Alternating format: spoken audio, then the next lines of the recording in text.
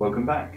Before we get into learning our first module, we'll have to cover radar because this will be the last thing that we really need to go through before we start looking into how to use the systems. Radar, I'll try and keep it simple, but it is a little bit complicated. Unfortunately, I'll need to go into a bit more detail on how this works in order for you to be effective with it. So radar works like a flashlight. It comes from a point and it spreads out. So if we look at this picture, we can see that at given intervals, the amount of which your radar can see will change. Now, at 10 miles, you've got a spread of maybe 1,000 feet. 20 miles, you've got a spread of, I can't do the math, about 5,000 feet. And it just gets more and more up until the range of where the radar becomes ineffective. Now, you can change where you put your flashlight, in air quotes, your radar, using radar elevation. So you can tilt the dish up and down in order to view a particular area that you want to view. So you can also extend that view by adding bars. So you can have a 1-bar scan that'll go through and scan just a small sliver of airspace in front of you. Then it'll scan the next bar under, and then the next bar under, and the next bar under. Depending on the radar system that you've got, you can have multiple bars and you can search more through the air. Now, the problem with that is there's refresh rates. So as you scan, you might pick up a contact, but then you'll be scanning the bar underneath, and depending on the refresh time on your radar screen, that contact might drop off. So it can be difficult sometimes, but if you pay attention to around about where he might be, you can then narrow down your search and point your radar with a quick 1-bar scan in the general direction, or even a 2-bar, to try and find that contact again and what elevation that is within. Now, the problem with radar, though, is that when you pick up a contact, they can see you as well. It'll pop up on the radar warning system on their side that someone can see me. And that can be a bit of a problem sometimes, because you're giving away your position that you're up in the air somewhere around anywhere. They might not know exactly where you are, but they'll know a general direction. There's no distance indicators on the radar warning receiver, but there's kind of a location indicator of where it might have picked up your radar pen from, so they can turn towards you, switch on their radar or whatever, and start looking for you, which is not the best for you. So what you can do is you can put your radar on silent, and this is pretty much the only tactic I can give you that's pretty full on, that does help. So you can turn your radar indicator off as quick as you can, your radar search as quick as you can, and hopefully they're not quite sure where you are, and if you've been taking note and you know where they are or which direction they're going, you can probably intercept them or creep up on them if you're lucky enough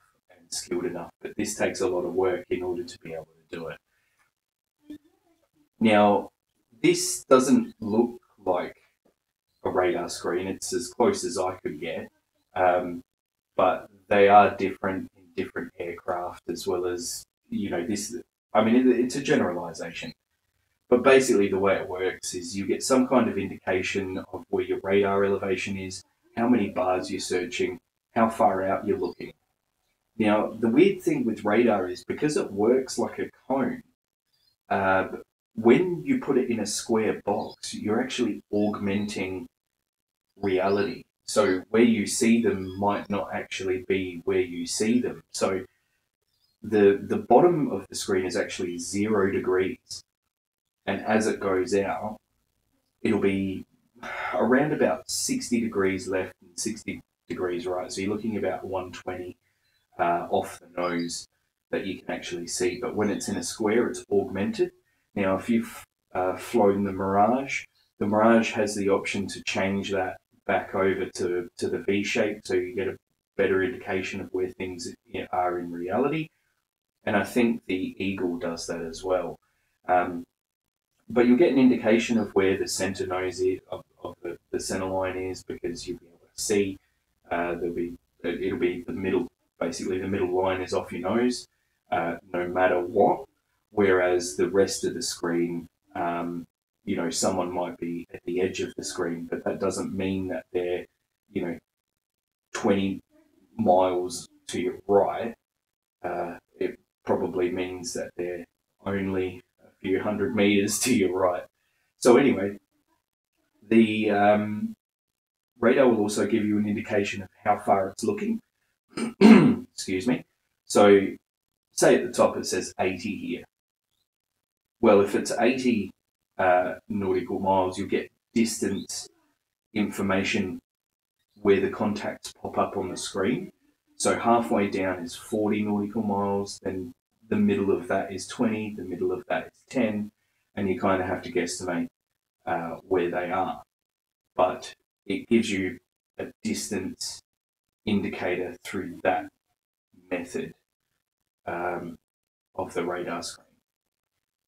And generally, going back to the scan, how the scan line works, if you have a TDC, which you should do in most aircraft, you'll have a TDC that you can drag around on the screen, provided that your screen is the center of interest, which we'll get into later.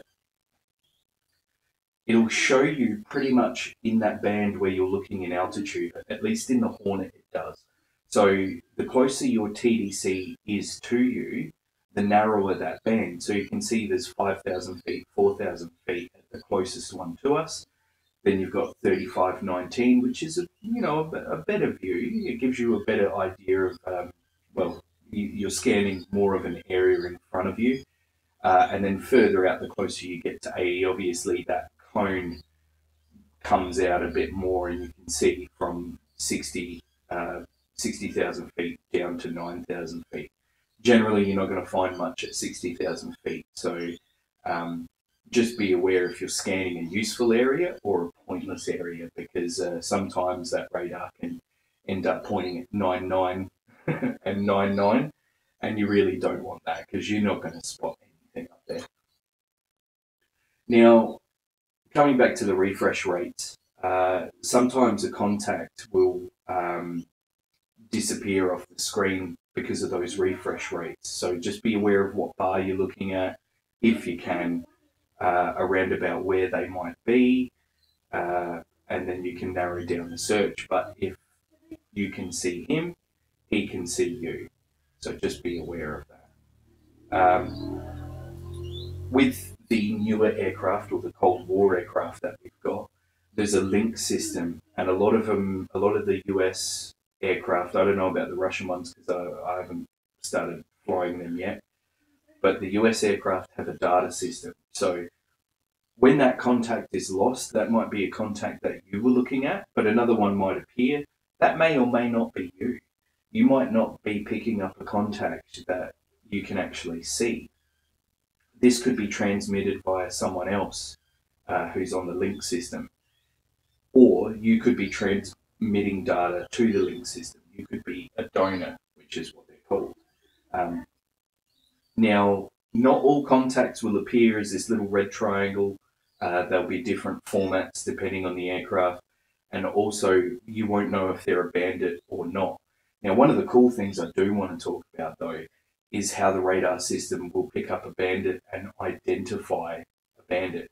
What it does is, if you get a good, nice, clear nose-on, not even 100% nose-on, but if you can get the radar signals down the air intakes of the aircraft, that the contact that you've found, it'll actually pick up the resonance off of the inside of that air intake, and it will be able to determine what aircraft you're actually coming up against. Another cool thing is the systems in different aircraft, the radar systems work differently. So if you're picked up by, a MiG-23, then your aircraft will be able to say, I know that radar, that looks very familiar, and it'll tell you that you're being chased by a MiG-23. And depending on some of the aircraft, they do actually have the same radar. So you might get a radar ping for a Sukhoi that's actually the same as a different Sukhoi. So it could be either one kind of deal. But that is one of the coolest things with radar, which I find just absolutely incredible. We are a smart bunch as humans. It's just, kind of disappointing that we put a lot of effort into killing each other, but a lot less effort into everything else.